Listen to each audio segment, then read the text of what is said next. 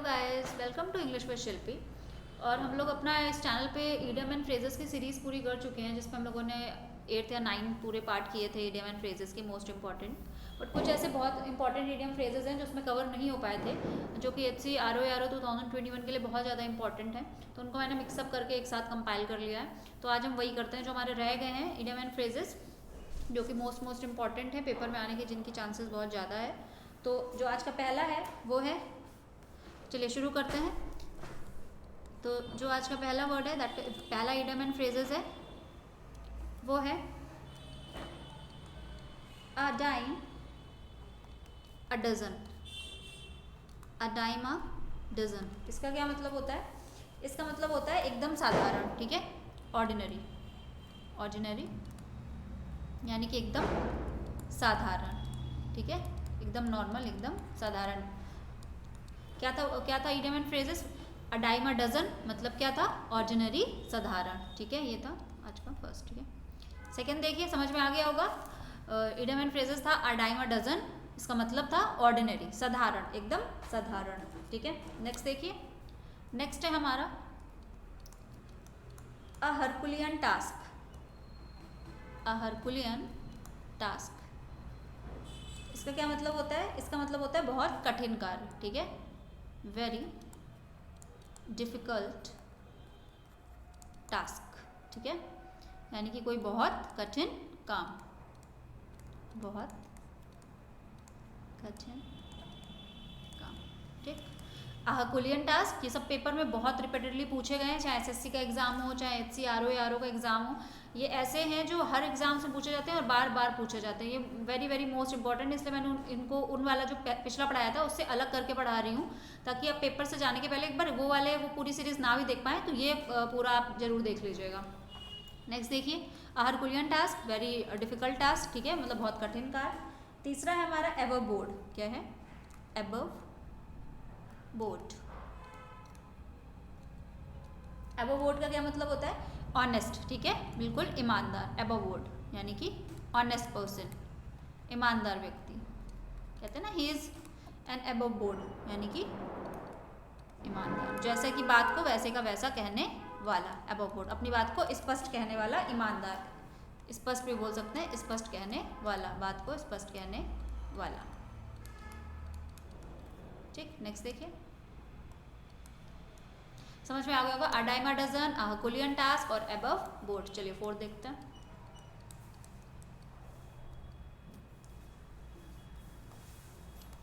Fourth हमारा कौन सा है? Add fuel to fire. Add fuel to fire, समझ में ये आ रहा है meaning? Add fuel to fire यानी आग में और फ्यूल ऐड कर देना और पेट्रोल ऐड करना। इसका मतलब क्या है? सिचुएशन को और वर्स बना देना, ठीक है, सिचुएशन को और बेकार कर देना। To make the situation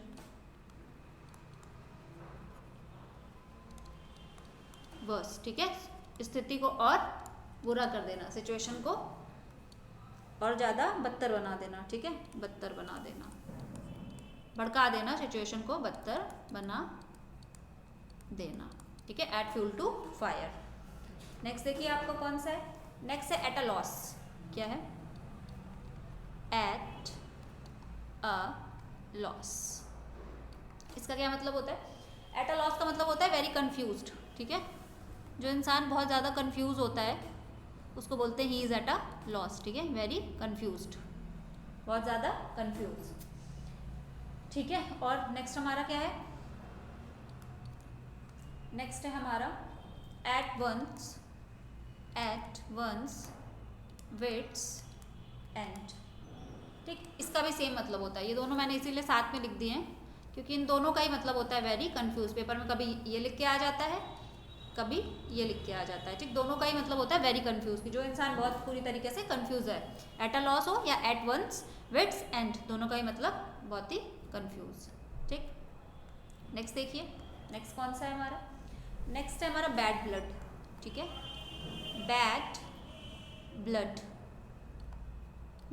bad blood का क्या मतलब होता है? बैड ब्लड का मतलब होता है ओल्ड एनिमिटी, यानी पुरानी दुश्मनी, ठीक है, जो लोग की दुश्मनी बहुत पुरानी दुश्मनी होती है, बहुत टाइम से जो दो लोगों के बीच दुश्मनी होती है, तो उसको बोलते हैं बैड ब्लड होना, यानी कि पुरानी दुश्मनी होना, ओल्ड एनिमिटी होना, पुरानी दुश्मनी होना। ठीक, पुरानी दुश्मनी, बैड ब्लड। ठीक, नेक्स्ट देखिए, नेक्स्ट हमारा कौन सा है? नेक्स्ट है हमारा बेगर डिस्क्रिप्शन। ठीक है, बेगर डिस्क्रिप्शन। बेगर डिस्क्रिप्शन का क्या मतलब होता है? ऐसी कोई चीज़ जिसका वर्णन कर पाना बहुत मुश्किल होता है। ठीक है, जिसको कि एक्सप्लेन नहीं कर सकते। ठीक है, ऐसी कोई चीज़ जिसका वर्णन कर पाना मुश्किल हो, वर्णन करना मुश्किल हो, मुश्किल।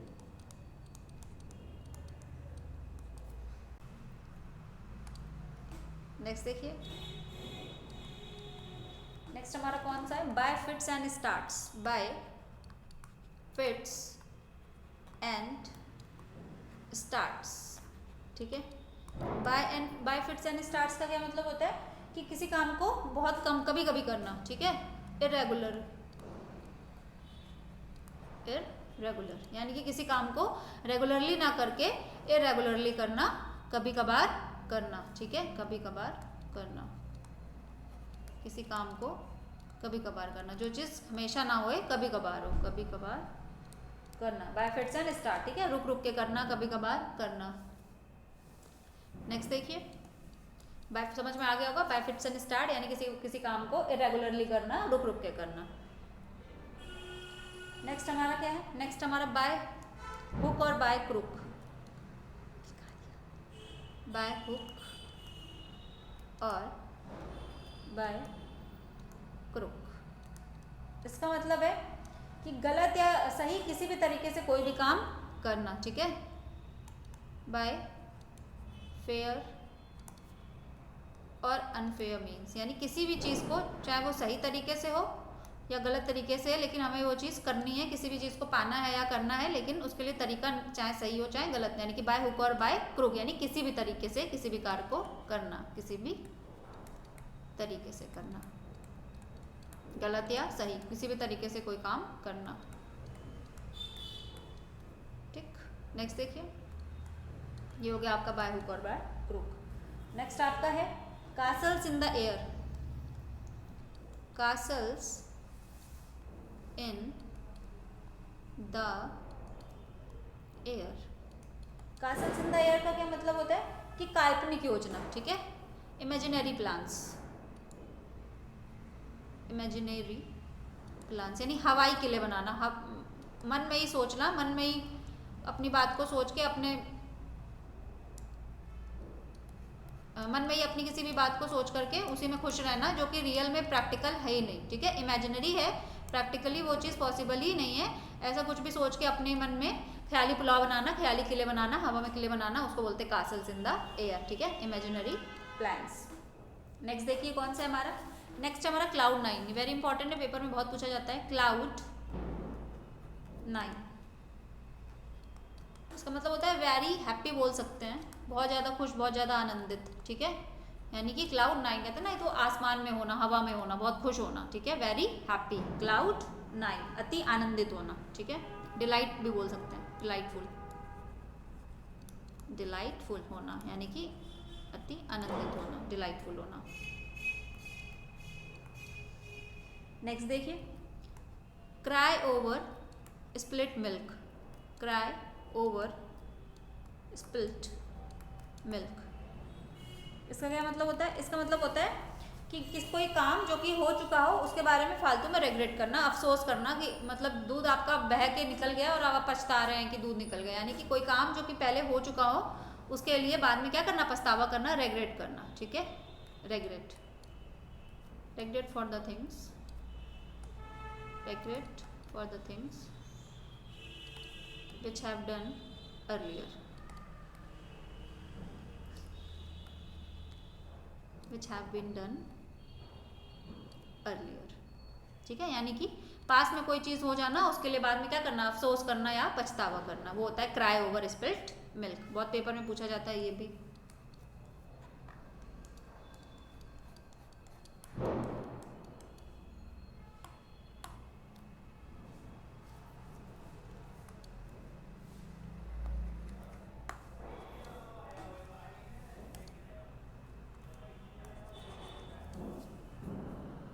Just a second.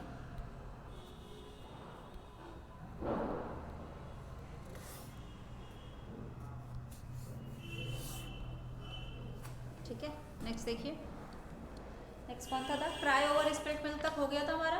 अब नेक्स्ट देखिए, नेक्स्ट है हमारा डाई इन हार्नेस।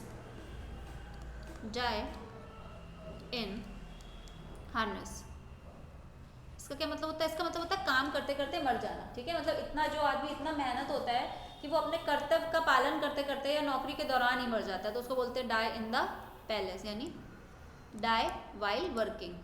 ठीक है, डाई वाइल वर्किंग, यानी कि कर्तव्य का पालन करते करते मर जाना, अपनी ड्यूटी करते करते मर जाना, उसको बोलते हैं। ठीक है, नेक्स्ट है हमारा ड्रॉप लाइक फ्लाइज। इसका क्या मतलब होता है? मक्खियों की तरह मरना, यानी कि बहुत बड़ी संख्या में मरना। ठीक है, जैसे अभी कोरोना में बहुत बड़ी संख्या में लोग खत्म हुए, तो उसी को बोलते हैं ड्रॉप लाइक फ्लाइज, यानी कि बहुत बड़ी संख्या में मरना। डाई इन लार्ज नंबर, बहुत बड़ी संख्या में मरना। ठीक है, डाई इन लार्ज नंबर, बड़ी संख्या में मरना, उसको बोलते हैं ड्रॉप लाइक फ्लाइज, यानी मक्खियों की तरह के ड्रॉप हो रहे हैं, गिर रहे हैं, यानी बहुत बड़ी संख्या में मर रहे हैं। नेक्स्ट देखिए, ईट हम्बल पाई। ईट हम्बल पाई। ठीक, ईट हम्बल पाई का क्या मतलब होता है? ईट हम्बल पाई का मतलब होता है अपोलोजाइज करना। ठीक है, अपनी किसी गलती के लिए माफी मांग लेना, अपोलोजाइज करना। अपोलोजाइज करना, माफी मांग लेना, अपोलोजाइज कर लेना। ठीक है, ईट हम्बल पाई यानी आपने कोई गलती करी और उसके लिए आप अपनी गलती के बारे में मान के उसके लिए लोग क्या कर लिया, क्षमा मांग ली, उसको बोलते हैं ईट हम्बल पाई, अपोलोजाइज करना। नेक्स्ट देखिए, नेक्स्ट है हमारा 11th आवर। ये भी बहुत इंपॉर्टेंट है, बहुत पूछा जाता है पेपर में। 11th आवर, 11th आवर का मतलब होता है एट द लास्ट मोमेंट। ठीक है, यानी कोई काम बिल्कुल आखिरी में करना, एट द लास्ट मोमेंट। किसी काम को एकदम लास्ट में करना, एकदम आखिरी समय पे करना, अंतिम क्षण पे करना, उसको बोलते हैं 11th आवर। ठीक है, समझ में आ गए होंगे सारे? एक बार सारे बाद में एक साथ रिवाइज हो जाएंगे। 18th होगा आपका।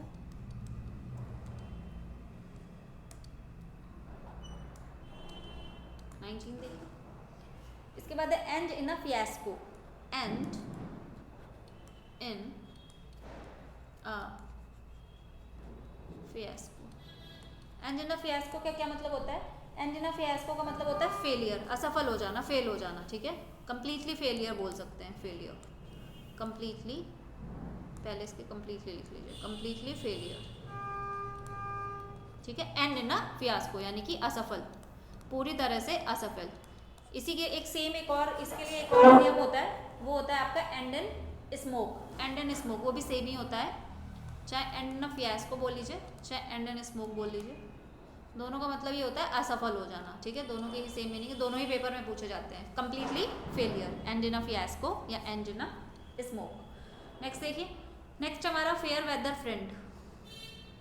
Fair weather friend, fair weather friend का क्या मतलब होता है?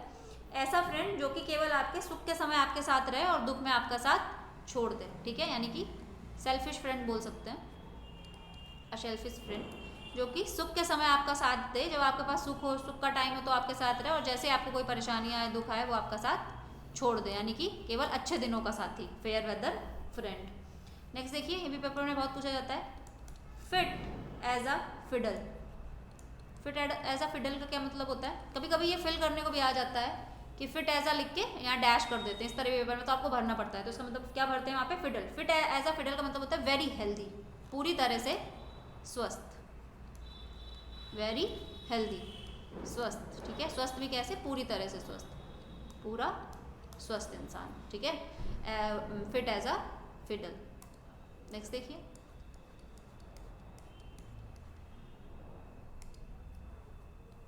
नेक्स्ट क्या है? 22 नेक्स्ट है, flogging a dead horse. Flogging, ये एल है। ठीक है, फ्लॉगिंग अ डेड हॉर्स, इसका क्या मतलब होता है? इसका मतलब होता है व्यर्थ का प्रयास करना। ठीक है, व्यर्थ का मतलब बिना मतलब, ऐसा कोई काम करना जो कि मूर्खता वाला हो। ठीक है,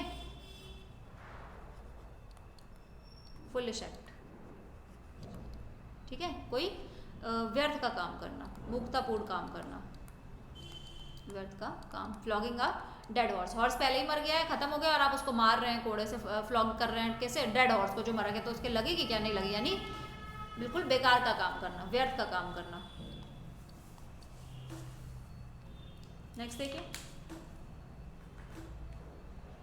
नेक्स्ट है आपका get the sack. Get the sack का क्या मतलब होता है? गेट द सैक का मतलब होता है जब आपको नौकरी से टर्मिनेट कर दिया जाता है, ठीक है, terminate from the job, termination from the job, यानी जॉब, नौकरी से निकाल देना, किसी को नौकरी से बर्खास्त कर देना, यानी कि क्या, गेट द सैक, यानी कि छड़ी आपको पकड़ाई, सैक पकड़ाया कि चलिए अब निकलिए, ठीक है, यानी किसी को नौकरी से निकाल देना। नेक्स्ट देखिए, ये भी पेपर में बहुत पूछा जाता है, gift of the gap. Gift of the gap का क्या मतलब होता है? गिफ्ट ऑफ द गैप का मतलब ये होता है कि जब किसी के अंदर बोलने का बहुत अच्छा टैलेंट होता है, ठीक है, जिसके अंदर टैलेंट ऑफ स्पीकिंग, बोलने की कला, जब कोई इंसान बहुत अच्छा बोल लेता है तो उसको बोलते हैं गिफ्ट ऑफ द गैप, कि किसी की बोलने की कला बहुत अच्छी होती है, वाक पटुता, बोलने में कुशलता होती है, तो उसको बोलते हैं gift of the gap.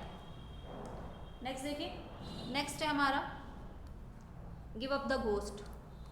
Give up the ghost, give up the ghost का क्या मतलब होता है? गिव अप द घोस्ट का मतलब होता है कि मर जाना, टू डाई, ठीक है, मर जाना, गिव अप द घोस्ट बोलते हैं जब कोई इंसान मर जाता है, मर जाना, to die, give up the ghost. 25 हो गए आपके, आज के सेशन में 30 करते हैं। ओवरऑल ये आपके ऐसे ही होंगे, 150 या 200 होंगे, तो इसको 2-3 सेशन में पूरे कंप्लीट हो जाएंगे। इसको बिल्कुल ध्यान से पढ़िएगा, ये मोस्ट इंपॉर्टेंट है, पेपर से पहले इसको ज़रूर देख के जाइएगा। उसके बाद नेक्स्ट देखिए, गुड सैमरिटन। गुड सैमरिटन, गुड सैमरिटन का क्या मतलब होता है? गुड सैमरिटन का मतलब होता है ऐसा कोई इंसान जो कि बहुत ही हेल्पिंग होता है, दूसरों की सहायता करने वाला, ठीक है, helping person, a helping person, ठीक है, ऐसा अच्छा इंसान जो कि क्या करता है, दूसरों की सहायता करता है, दूसरों की मदद करता है, उसको बोलते हैं गुड सैमरिटन, अ हेल्पिंग पर्सन, ठीक है, सहायता करने वाला, दूसरों की सहायता करने वाला। नेक्स्ट देखिए 27, नेक्स्ट आपका ये भी पेपर में बहुत ज़्यादा पूछा जाता है, very important, green horn. Green horn, इसका क्या मतलब होता है? ग्रीन हॉर्न, ग्रीन हॉर्न का मतलब होता है अनुभवहीन, ठीक है, ऐसा इंसान जो कि कैसा होता है, इनएक्सपीरियंस, इनएक्सपीरियंस्ड, ठीक है, नौसिखिया भी बोल सकते हैं, जिसको किसी काम की बहुत ज़्यादा नॉलेज नहीं है, जो अभी अभी नया है उस काम में, जिसको बहुत ज़्यादा काम का अनुभव नहीं है, नौसिखिया, अनुभवहीन, ठीक है, ठीक है। इसका एक और वर्ड होता है नाइफ, नाइफ यानी कि ग्रीन हॉर्न, नौसिखिया। नेक्स्ट देखिए, नेक्स्ट है हमारा hand to mouth. Hand to mouth, hand to mouth का क्या मतलब होता है? हैंड टू माउथ का मतलब होता है वेरी पुअर, वेरी पुअर, ठीक है, बहुत गरीब, हैंड टू माउथ, बहुत गरीब होना, वेरी पुअर, समझ में आ गया होगा, हैंड टू माउथ, बहुत गरीब होना। नेक्स्ट देखिए,